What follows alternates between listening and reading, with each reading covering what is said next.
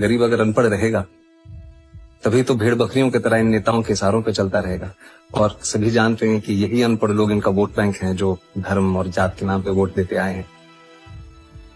इसलिए डॉक्टर अम्बेडकर ने 1942 में कहा था, एजुकेट, एजिटेट एंड ऑर्गेनाइज। अब जनता अगर पढ़ लिख गई तो नेताओं के लिए बड़ी समस्या हो जाएगी।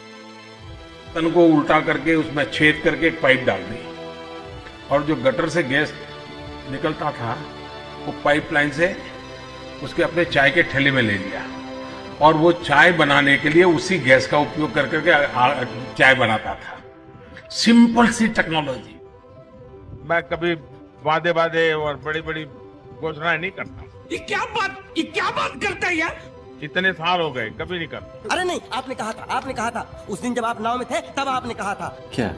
अभी पता चले। मित्रों, गैस हो, पेट्रोल हो, डीजल हो, हर प्रकार से महंगाई बढ़ रही है कि नहीं बढ़ रही है? तो कि अगर हम चुन करके आएंगे तो 100 दिन में महंगाई कम करेंगे। ये तो बोला था कि नहीं? मैंने ऐसा कब कहा था? बेचारे भूल गए होंगे, टेंशन बहुत है ना। मित्रों, मुझे परमात्मा ने जब बनाया तो उसके जो आईटी प्रोफेशनल थे उन्होंने ऐसा सॉफ्टवेयर डाला है कि मैं छोटा सोच ही नहीं सकता। भरोसा इसीलिए तो आपसे मैं पूछने जा रही हूँ वो ये, राजधानी दिल्ली में रोहिंग्या किसकी देन? Good question. रोहिंग्या और बांग्लादेशी घुसपैठिए। मैं सिर्फ फैक्ट कोट कर रहा हूँ।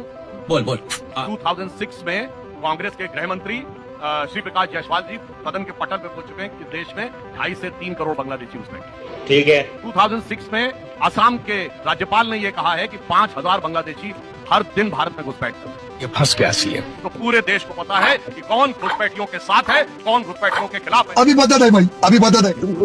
क्या यहाँ पे बाइडेन का राज चल रहा है 10 साल? नहीं ओबामा देश के प्रधानमंत्री है। नहीं। भारत के प्रधानमंत्री कौन है? आदरणीय नरेंद्र मोदी जी।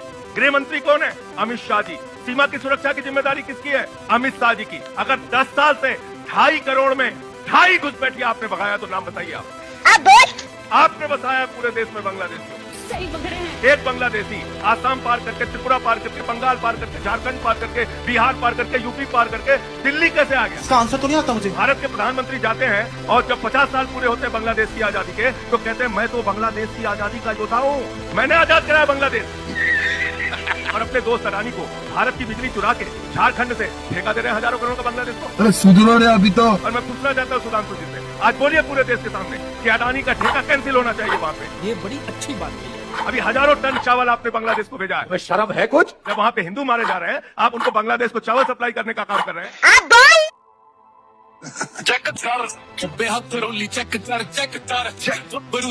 कि जिस तरह इस देश के लोग एक अच्छा डॉक्टर ढूंढते हैं बिना जाति और धर्म का, जिस तरह इस देश के लोग एक अच्छा शिक्षक ढूंढते हैं बिना जाति और धर्म का, उसी तरह जिस दिन इस देश के लोग एक अच्छा नेता ढूंढेंगे बिना जाति और धर्म का, उस दिन इस देश की दिशा बदल जाएगी। नेता महात्मा गांधी जैसा, नेता लाल बहादुर शास्त्री जैसा, नेता जयप्रकाश नारायण जैसा, नेता राम मनोहर लोहिया जैसा, नेता डॉक्टर अम्बेडकर जैसा। मैं गरीबी में पैदा हुआ, गरीबी को मैंने जिया है। मित्रों, मैं बचपन में रेल के डिब्बे में चाय बेचता था। मैं बचपन में टॉप प्लेट धोते धोते बड़ा हुआ हूँ, चाय पिलाते पिलाते बड़ा हुआ हूँ। जब मैं पीएम भी नहीं था, सीएम भी नहीं था, नेता भी नहीं था, जब मैं किसी पद पर नहीं था, उससे पहले भी मैं अमेरिका के करीब 29 स्टेट्स में